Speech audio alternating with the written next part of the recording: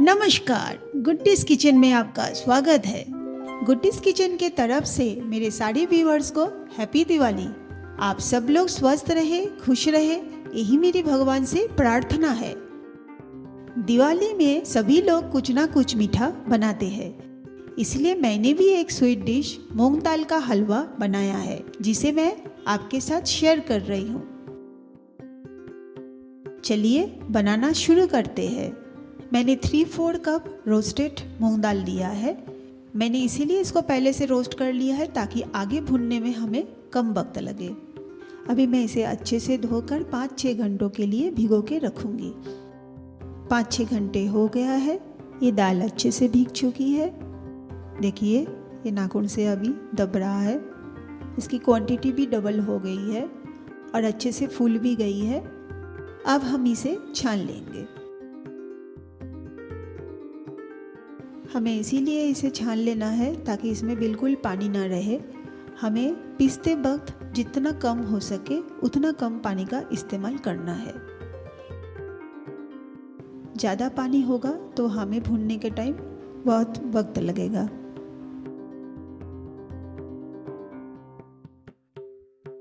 ये पानी हमने छान लिया है।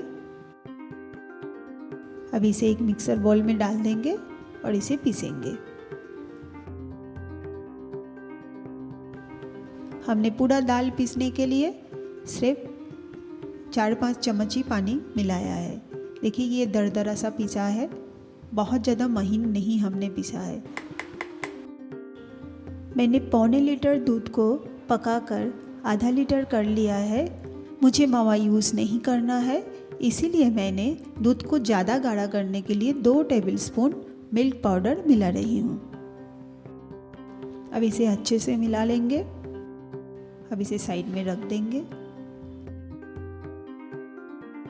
अब एक प्री हीट कढ़ाई में हम 1.5 कप घी डालेंगे। अभी गैस का फ्लेम ऑफ कर देंगे।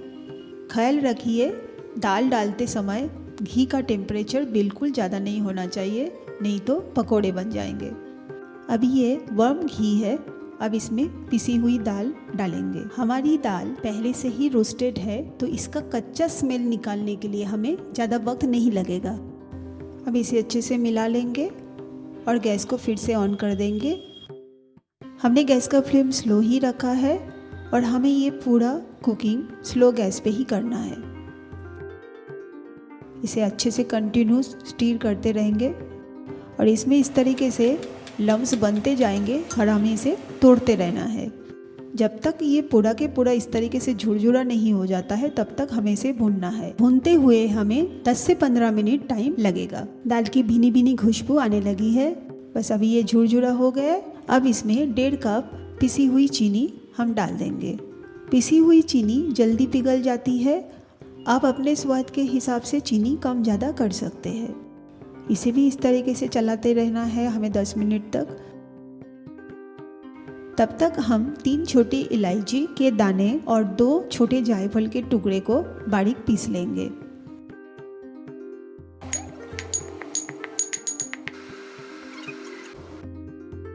मैंने 10 काजू, 10 बादाम और 10 पिस्ते का छिलका उतार के बारीक काट लिया है।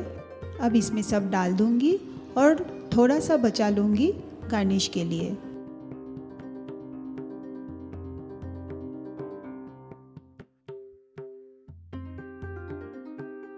इसे भी साथ में 2-3 मिनट भून लेंगे।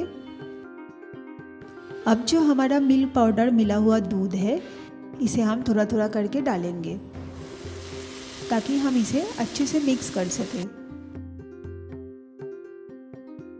पहला डाला हुआ दूध अच्छे से एब्जॉर्ब हो गया है। अब हम थोड़ा दूध और मिलाएंगे। इसे भी चलाते रहेंगे, अच्छे से मिक्स कर लेंगे। ये भी एब्जॉर्ब हो गया है। अब भी बाकी बचा हुआ दूध डाल देंगे। इसे भी मिला लेंगे। मैंने 2 टेबलस्पून वार्म दूध में 10-12 केसर की स्ट्रिंग भिगो के रखी थी, उसे भी इस समय डाल देंगे। मिक्स करते रहेंगे। फिर से लम्स बढ़ना शुरू हो गया है, तो हम जैसे जैसे चलाते जाएंगे फिर से ये पहले के जैसा आकार में आ जाएगा। हमें लम्स को तोड़ते रहना है। हलवा बनाने के प्रोसेस में लम्स बनना और झुरझुरे होना ये 3 बार आएगा।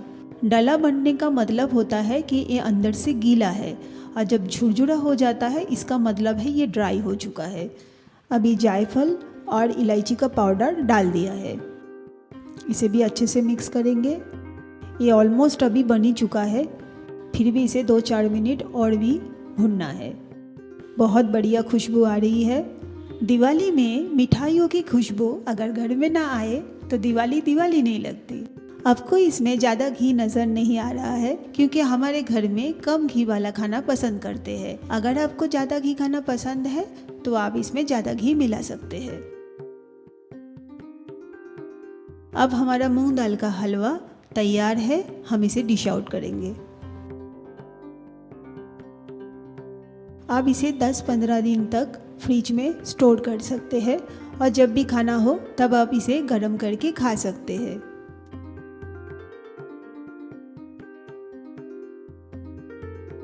आप भी इसे बनाइए और सबको खिलाइए, और कैसा लगा मुझे कमेंट्स करके ज़रूर बताइए। इसी के साथ सबको फिर से एक बार हैप्पी दिवाली। एंजॉय कीजिए और दिवाली को अच्छे से मनाइए। अगर आप मेरे चैनल के लिए नए फ्रेंड्स हो तो प्लीज़ मेरे चैनल को सब्सक्राइब कीजिए, लाइक कीजिए और मेरी रेसिपी अपने दोस्तों के साथ शेयर कीजिए, और बेल आइकन को दबाना मत भूलिए ताकि जब भी मैं नई रेसिपी अपलोड करूं वो आपको तुरंत मिले। आपके एक सब्सक्राइब से मेरा कॉन्फिडेंस बढ़ेगा और मैं आपके लिए अच्छी अच्छी रेसिपी लेके आऊँगी। अच्छा खाइए, स्वस्थ रहिए। फिर मिलूँगी एक नई रेसिपी के साथ। Thank you.